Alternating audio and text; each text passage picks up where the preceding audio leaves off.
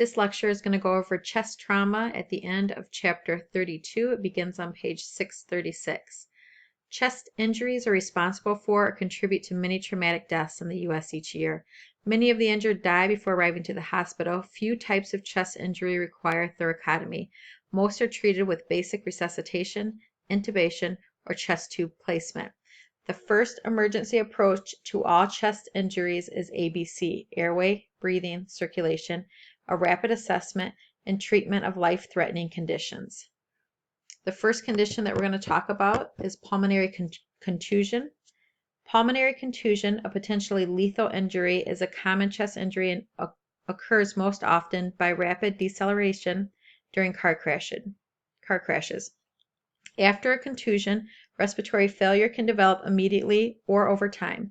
Hemorrhage and edema occur in between the alveoli, reducing both lung movement and the area available for gas exchange. Localized inflammation can cause further damage. The patient becomes hypoxemic and dyspneic. Patients may be asymptomatic at first and can later develop various degrees of respiratory failure and possibly pneumonia. These patients often have decreased breath sounds or crackles and wheezes over the affected areas. Other symptoms include bruising over the area, dry cough, tachycardia, and tachypnea. At first, the chest x-ray may show no abnormalities.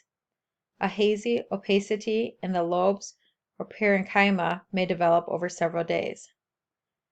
If there is no disruption of the parenchyma, bruise resorption often occurs without treatment.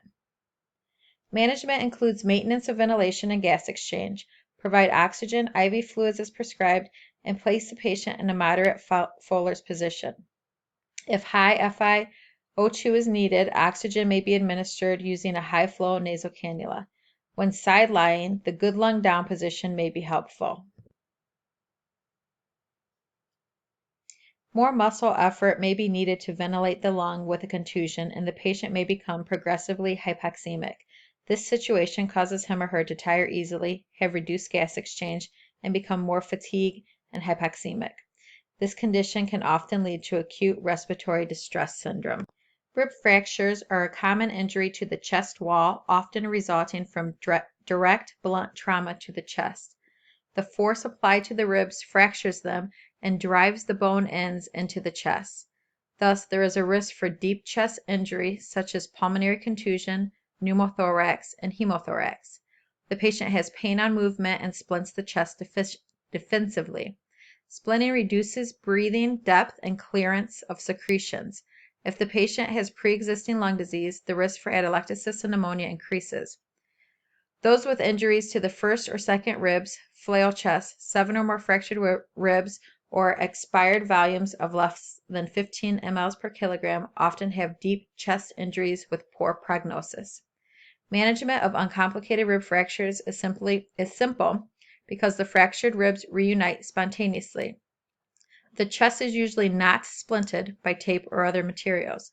The main focus is to decrease pain so adequate gas exchange is maintained.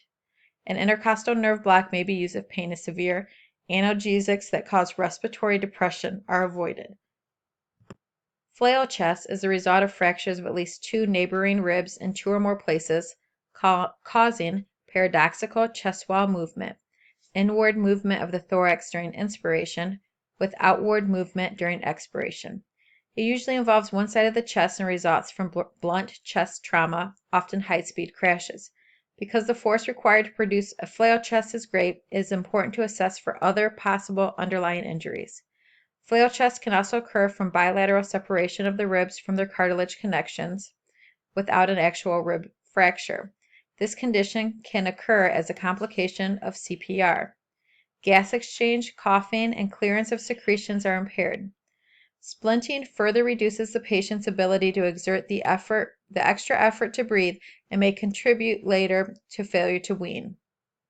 Assess the patient with a flail chest for a paradoxical chest movement, dyspnea, cyanosis, tachycardia, and hypotension.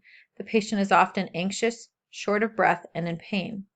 Interventions include humidified oxygen, pain management, promotion of lung expansion through deep breathing and positioning, and secretion clearance by coughing and tracheal suctioning. The patient with flail chest may be managed with vigilant respiratory care. Mechanical ventilation is needed if respiratory failure or shock occurs. Monitor ABG values and vital capacity closely. With severe hypoxemia and hypercarbia, the patient is intubated and mechanically ventilated with PEEP. Monitor the patient's vital signs and fluid and electrolyte balance closely so hypovolemia or shock can be managed immediately. If he or she has a lung contusion, provide oxygen as needed and give IV fluids as prescribed. Assess for and relieve pain with prescribed drugs. Give psychosocial support to the anxious patient by explaining all procedures, talking slowly, and allowing time for expression of feelings and concerns. A pneumothorax is air in the pleural space, causing a loss of negative pressure in the chest cavity, a rise in chest pressure, and a reduction in vital capacity, which can lead to lung collapse. It is often caused by blunt chest trauma. It may occur with some degree of hemothorax, which is bleeding into the chest cavity. It can also occur as a complication of medical procedures. A pneumothorax can be open with the pleural cavity exposed to outside air, as through an open wound in the chest wall, or closed, such as when a patient with COPD has a spontaneous pneumothorax. A tension pneumothorax is a life-threatening complication of pneumothorax in which air continues to enter the pleural space during inspiration and does not exit during expiration. As a result, air collects under pressure, completely collapsing the lung and compressing blood vessels, which limits blood return. This process leads to decreased filling of the heart and reduced cardiac output. If not promptly detected and treated, tension pneumothorax is quickly fatal. Assessment findings for any type of pneumothorax commonly include reduced or absent breath sounds on the affected side, prominence of the involved side of the chest, which moves poorly with respirations. When severe, deviation of the trachea away from the midline and side of injury toward the unaffected side.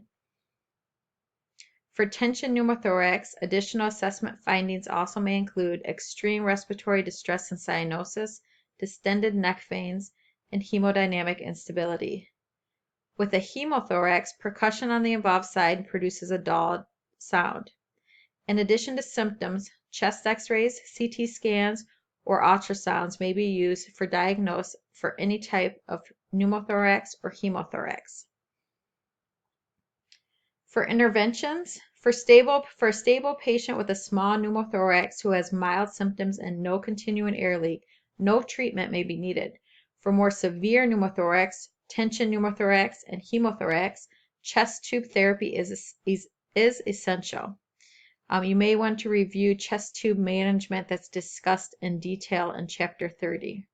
Initial management of tension pneumothorax is an immediate needle thoracostomy, which a large bore needle is inserted by the primary healthcare provider into the second intercostal space and the midclavicular line of the affected side. A chest tube is then placed in the fourth intercostal space, and the other end is attached to a water seal drainage system until the lung reinflates. Interventions for hemothorax include chest tube placement to remove the blood in the pleural space to normalize breathing and prevent infection. Closely monitor chest tube drainage. Serial chest x-rays are used to determine treatment effectiveness. Other care includes pain management, pulmonary hygiene, and continued assessment for respiratory failure. An open thoracotomy is needed when there is excessive blood loss. Monitor the patient's vital signs, blood loss, and eyes and nose. Assess the patient's response to the chest tubes and infuse IV fluids and blood as prescribed.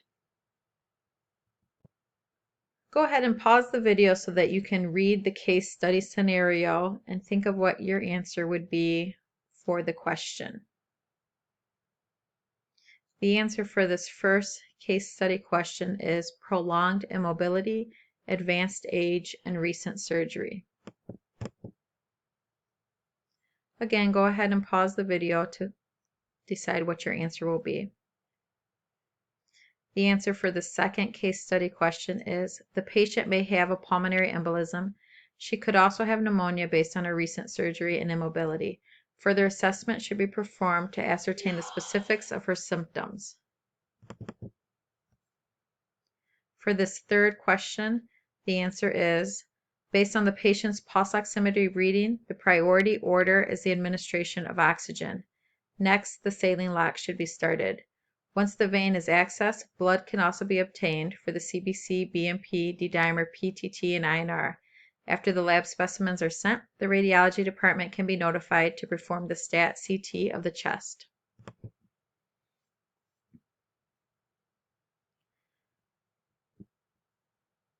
The correct answer is A. The nursing assistant should place the patient on a bedpan and stay with her. She is too short of breath to ambulate to the bathroom, and she should remain on oxygen at all times. The nursing assistant should not ask the provider about an indwelling catheter because this would only increase the possibility of a UTI. The patient should never be told to wait because this could also increase the risk for a UTI.